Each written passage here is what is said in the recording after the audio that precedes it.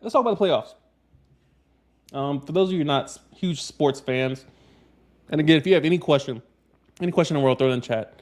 Throw it in the chat. But yeah, playoffs. A lot of you guys know I'm a Lakers fan. I wasn't happy when LeBron came to the Lakers. Still not happy he's here. I would rather have a losing franchise than have LeBron crying to the refs and sitting on the sideline injured and doing too much. And now Anthony Davis is out. Lakers tie the series 2-2. Where do we go from here? Where do we go from here, people? I don't see the Lakers going out in the first round. It doesn't make sense to me. LeBron historically has never gone out in the first round. He's played every playoff game historically. We don't have any evidence that would suggest that he will go out in the first round, but I don't know. The Suns, they different. Chris Paul been balling out. Shout out to my guy Ian Betran with the truth bomb. Yeah, I don't think LeBron's the GOAT. Now, I will say this. I will say this. I will consider having the conversation that LeBron's the GOAT if he makes it out the West and beats whoever makes out the East, which I'm guessing is going to be the Nets. That's a whole conversation about the Bucks just swept the Heat, the team that beat them last year in the bubble. The Bucks are looking different this year. Jrue Holiday is a major improvement. He's different. He's different. I'm telling you. I don't know. I want Giannis to get his. I want Giannis to get him a ring. He got the 2 MVPs already. He couldn't get it this year, obviously, because we got 2 last years and you didn't do nothing in the playoffs. I'm mad my boy Russ is taking L's. Yeah. The playoffs are interesting. I don't watch complete games. The games are just too long. I don't think I have the willpower to watch someone else make money for like 2 or 3 hours. No, that's too much. Now a movie, that's a different case. But anyway, yeah, Lakers struggling. AD's out with another injury. I don't know how these injuries are just piling up like that. It's ridiculous. But it is what it is. But historically, LeBron's done it before. He's led dusty teams to the finals, albeit he was in the East. Dusty, cast with him. You can't even mention the name. You don't even know the names of the people he's taking to the finals. Like Darius, like who are these people? Like he could have took me to the final. I would have brought, and hear me when I say this. I would have brought 7, 5, and 2 if LeBron just put me in the corner, drive to the basket, dump to me in the corner. I give him 2 threes a game. That's facts. That's on everything I love. You put me in the corner because your boy's up here with it. You feel me? So I don't see LeBron going out in the first round, but hopefully AD can get over this injury. I don't want to see the Lakers lose, but I'm just not a LeBron fan. I don't want him catching Kobe. That's my biggest, Kobe in my book. Of course, it's an emotional argument that I think Kobe's the GOAT.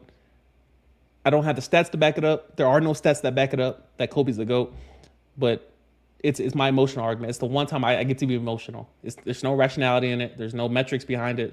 Kobe is my GOAT. Will always be. And the only argument I have left, it's sad to say, the only argument I have left to defend Kobe is that extra ring he has on LeBron. If LeBron ties it, I'm not going to have much left. And then if he passes Kobe, and again, if LeBron comes out the West, beats the Suns, beats whoever, all these other teams, you see the Nuggets they're kind of treading water a little bit. Damian needs to find a way to get over this hump. Yeah, if LeBron comes out the West and beats whoever comes out the East, we have to have the conversation. We would have to at least acknowledge the fact that this boy is running over teams that has no business running over. I see the Nets coming out the East. They're supposed to come out the East. There's no reason they don't come out the East unless Giannis just goes off because, again, something Nick Wright always says on First Things First. I've grown to become a fan of Nick Wright, although he's a LeBron fan. And we can't have that. But you just kind of see how the Nets really don't play defense against bigs because they don't have any bigs by definition. Blake Griffin's like 6'10", and he's not defense like that. And KD plays D, but he's like 225 or whatever. No, he's not guarding nobody like Embiid or Giannis. Nobody's guarding Giannis anyway, and I mean Embiid's right there too. So it's just something to think about as far as whoever comes out the East probably deserves it because they earned it definitely. So we'll see. But if LeBron wins the finals this year, I will have to have the conversation about, all right, LeBron been putting in work. He's leading in almost every stats category, especially in the playoffs. He's been in playoffs more than probably anybody that I've ever followed. Yeah, it's amazing. So we'll see. We'll see. Yeah, I'm happy the Bucks swept the Heat. The Heat had no business in the finals last year. Had no business there. I don't know what they were doing. But yeah, we'll see. We'll see how it plays out. It's an interesting year for the NBA. And so we'll see how it goes from here. Who do you think will face each other in the finals? If LeBron makes it out of this series, I will pick the Lakers against the Nets. Because just watching the way the Nets playing, first of all, the Nets can afford to lose a whole superstar, and they still stacked. I would like to see Nets and Lakers. That would be a great series. I will probably watch that entire series start to finish, like every single game. That'll be a dope to watch. Historically speaking, that will be probably one of the best games or best series to ever watch. If I had to pick someone to win the finals, seeing how AD is going back and forth with injuries, LeBron just came off an injury. I'm very hesitant. And hear me, there are a couple of athletes that I'm very hesitant to bet against. One's LeBron, like LeBron, Mayweather, Tom Brady. I'm very slow to pick against these type of players, just because historically speaking, they're flawless. They're great under pressure, with the exception of LeBron in 2011. Of course, everybody can get touched. Everybody gets got at some point. Everybody has to pass the mantle at some point to someone else. But yeah, Mayweather, I'm not betting against him. I don't care who he's going against. I'm not betting against him unless he switches weight classes. And even then, you can't touch the man. Like you can't touch him. So yeah, it's those type of things that I'm very hesitant to bet against LeBron. But the Nets are deep. The Nets are deep. You can't guard KD. You have no personnel that can guard KD. James Harden is shiftiest out here, and then Kyrie is just shift team. Like, what are you gonna do with Kyrie? You can't guard the man.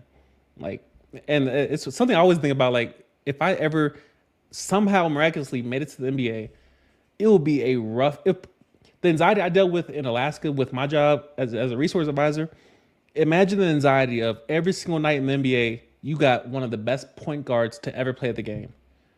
This is the era of point guards right now. One night I got Dame. That's an L.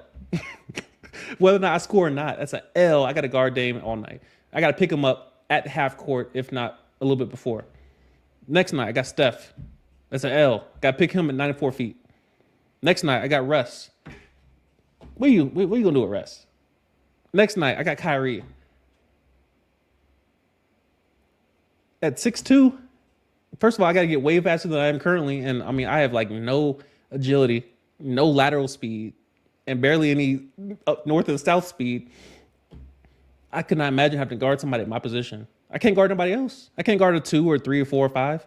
I'm stuck at 1 and barely that. Next night, I got Kyle Lowry. It's a tough night every single night to try to get my little million. So, yeah. I don't know. The NBA is a very dangerous place. You see the L's that people take. They talk about, oh, he pushed off or I tripped or, none of that. I got Chris Paul. It's just, no. So my talents are safest at the local Air Force gym where I pass out buckets to those who are overweight and those who are, barely passing PD tests like myself. That's where we belong with our talents. Our jumper remains pure in our squadron. Anyway, great question. Yeah, I'm going with... let me answer your question directly. And you didn't ask it, but who am I picking to win the NBA Finals? I'm going to say the Nets. They're just too stacked. It's almost wrong to pick against them. KD, Kyrie, James Harden, Blake Griffin, Jeff Green, who's probably one of the most slept on fours in the league. Like, this man is timeless. The man's old as hell and still collecting names, going upstairs on people. He's probably one of the most slept on fours in the league right now. Yeah, the Nets are deep. They're not dealing with injuries currently, although the entire season they did. The big three only played 7 games together. Like, that's crazy. They, they're probably going to end up playing more games in the playoffs than they did in the regular season. That's wild. But again, they're talented as hell, and then they're also gifted physically. Um, I don't know. But yeah, I'm picking the Nets, uh, probably in 6, and we'll see. We'll see. What else we got? Mamba mentality. There's only a couple players that I see in the league currently that have Mamba mentality. Russ is one of them. Giannis is one of them. Dame shows great potential with that. Who else got it? It's only a handful of people because it's not something that really just shows up on your numbers or shows up every single night, but it's a mindset of I'm gonna go out trying. Like, I don't care who takes this last shot. I'm taking the last shot. I don't care if I airball. I don't care what happens. I'm taking this last shot. Jimmy Butler showed it last year, but this year he looks dusty. Yeah, Giannis, Russ, Dame. That's about it.